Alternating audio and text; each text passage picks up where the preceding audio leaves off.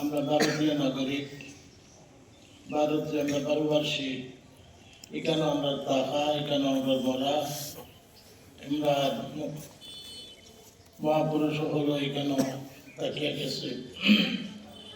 এই দেশের শান্তিতে বসবাস করবে লাগে, এই দেশও ইমান ও ইসলাম প্রত্যেক ধর্মাবলম্বী তার ধর্মরে পালন করবে লাগে। ইংরেজের লগে অন্য দেশের শাসন প্রথারে প্রত্যাখ্যান করিয়া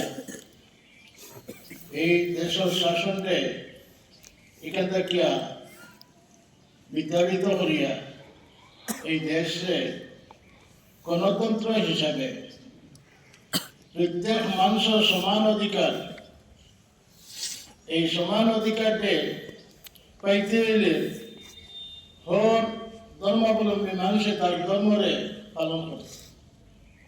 প্রত্যেক মানুষে তার রায়রে দিতে হে সুষ্ঠুভাবে দিতে পারত, তার কথা কইবার অধিকার থাকত, ন্যায় হইত। দেশ প্রত্যেকটি স্বার্থরে সামনে রাখিয়া এই দেশ নাগরিক হিসাবে সুনাগরিক হিসাবে চলত।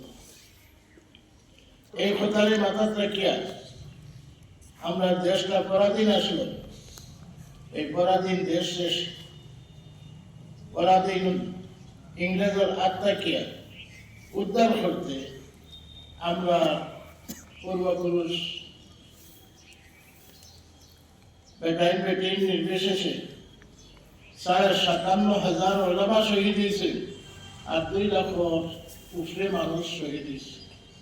আল্লাহ পাক পরবর্তীকার আলমে এই সুহাদা অকলর দরজাতে বাড়াই দেখুয়া, তারা আগে খানদানে মাফ করে দেখুয়া, তারা এই আত্মবলিদানের কারণে আজ আমরা দেশ স্বাধীন। যার মনে যে চায় মাথিতে পারে, আগে দেশের হক এক শব্দ আপনি ব্যবহার করতে পারত না। যেটা হুকুমতে হইত কোনো ভোট অধিকার আসলো না, কোনো নির্বাচন আসলো না।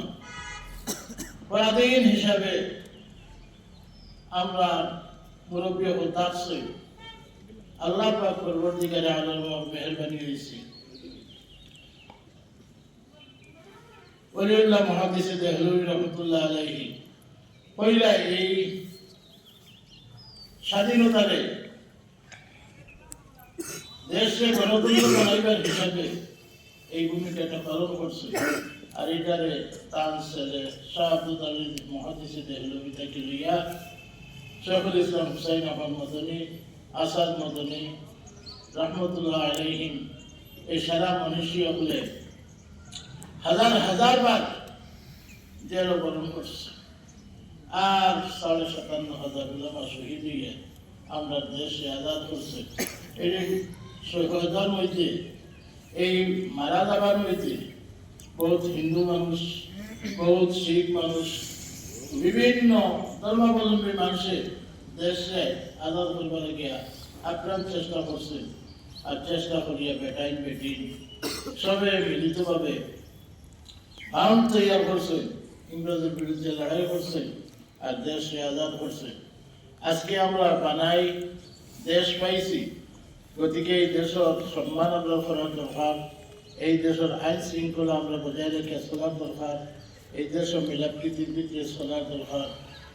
আর দেশের শান্তি লাগে সবসময় আল্লাহর কাছে দোয়া করার দরকার। আল্লাহ পাক পরবর্তীকারে আলমে আমরা দেশের শান্তিতে বসবাস করবার তৌফিক দিত। আর যে মুসিবত যে সময় আয় আমরা মুরব্বী হলে যেরকম করছি ইনশাল্লাহ আমরাও করবার লাগে তৈয়ার আছি। আর দেশের স্বার্থে আমরা দেশের শান্তি রক্ষা লাগিয়া উত্তরণ করার দরকার ইনশাল্লাহ আমরা তৈয়ার আছি।